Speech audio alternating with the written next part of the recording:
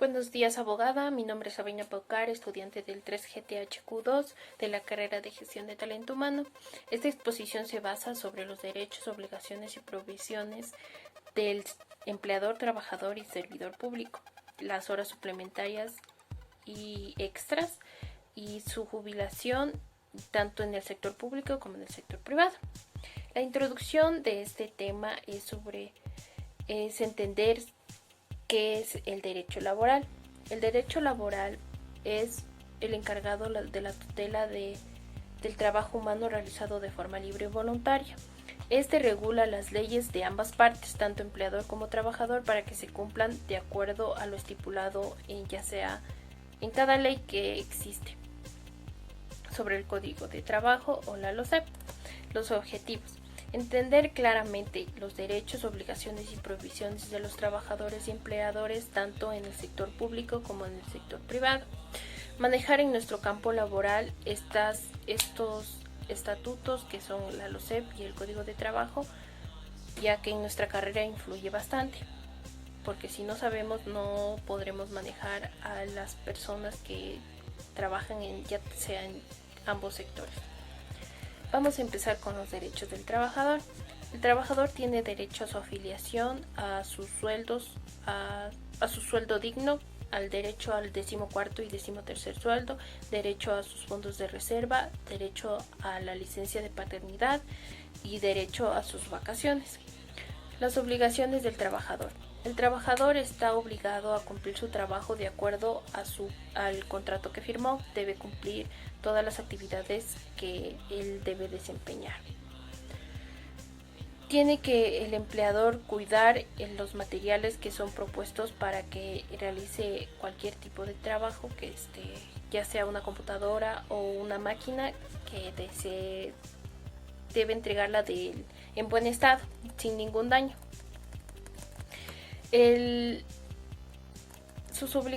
Otra obligación es cumplir las disposiciones del reglamento interno de cada empresa, porque entendamos que en el sector privado existe un reglamento interno. Debe presentar una buena conducta, tanto respetar a sus superiores como a sus compañeros para un buen ambiente laboral. Dar aviso al empleador cuando exista algún daño para los trabajadores y los empleadores. Y debe guardar escrupulosamente los secretos técnicos o comerciales dentro de esa empresa. Sujetarse a las medidas preventivas e higiénicas que pongan las autoridades y lo demás que exponga este código. Las prohibiciones del trabajador. El trabajador no puede poner en riesgo a sus compañeros de trabajo ni a ninguno que él comparta el sector o al establecimiento sin permiso del empleador.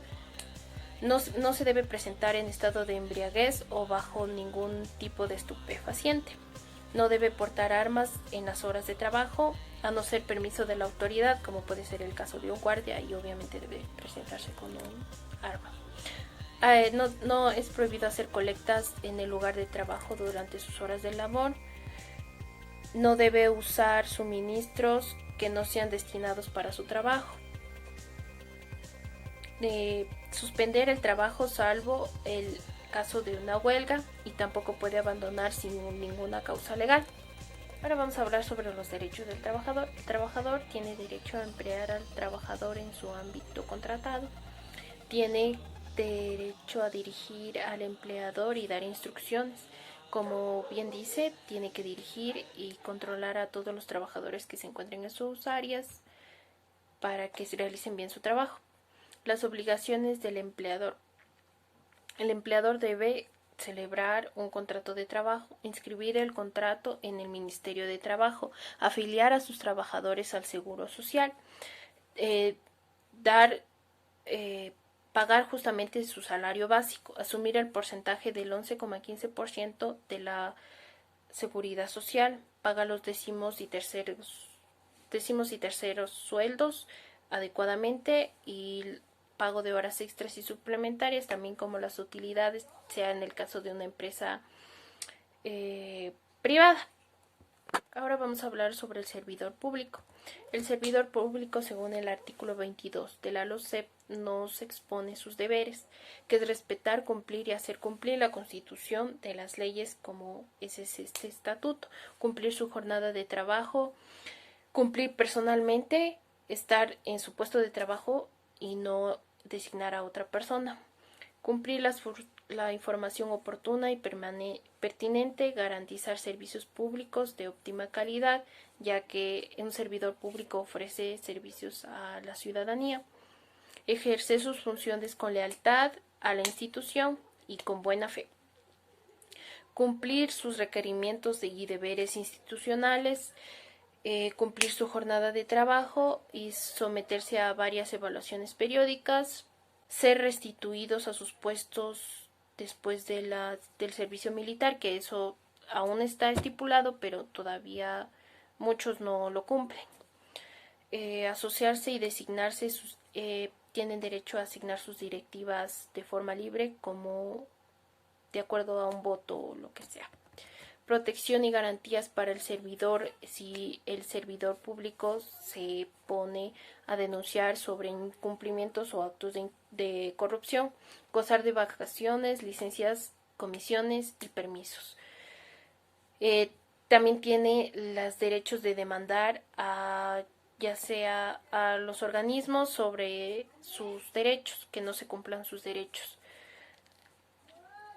Reintegrarse a sus funciones después de un accidente laboral o una enfermedad en el caso de que sí se pueda reintegrar. Ahora vamos a hablar sobre las prohibiciones. Según el artículo 24 de la LOCEP, nos dice, no pueden abandonar su trabajo injustificadamente. Tampoco puede desempeñar ningún trabajo que no sea el que fue contratado. Privilegiar en la prestación de servicios a familiares y personas recomendadas por superiores también está prohibido. Ordenar la asistencia a actos públicos de respaldo político tampoco. Tampoco puede resolver asuntos o ser intermediario para beneficiar a otras personas. No puede negar las vacaciones injustificadamente a los servidores públicos. Tampoco puede paralizar a cualquier título los servicios públicos. Está prohibido. Sobre las horas extras en el sector público. Se considera horas extras aquellas en las que el servidor labore justificadamente fuera de su jornada de trabajo, a partir de las 24 horas a las 6 horas, que es en la mañana, durante los días hábiles. Estos serán pagados con un recargo del 60% por el cálculo de estas horas extraordinarias, tomando en cuenta su remuneración del servidor público. Las horas suplementarias son las que ejercen sábado, domingos o feriados, que son un descanso obligatorio. Estas se harán con un 100% de recargo. Con el cálculo de sus horas extras también se tomará en cuenta la base de su remuneración del servidor o la servidora pública.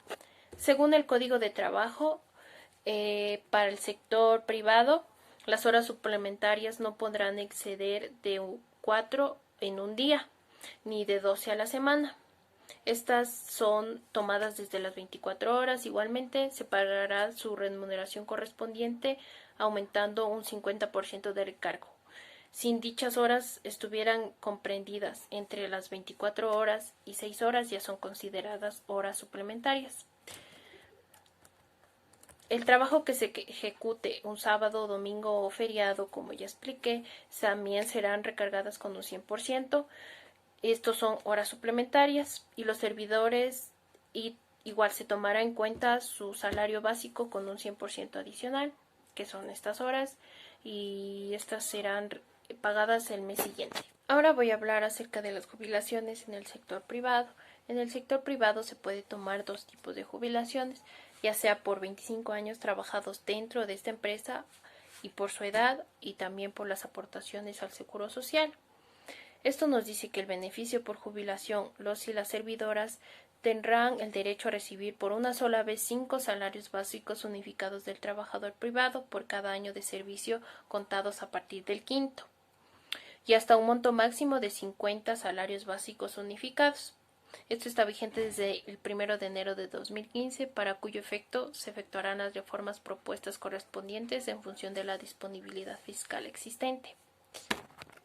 Para el sector público se considera como haber individual de jubilación el formado por las siguientes partidas: A, por el fondo de reserva a que tenga derecho el trabajador, y B, por una suma equivalente al 5% del promedio de la remuneración anual percibida por los últimos 5 años multiplicada por el año de servicio, exceptuándose de esta disposición a los municipios y concejales del país que conforman el régimen seccional autónomo, quienes regulan mediante la expedición de las ordenanzas correspondientes.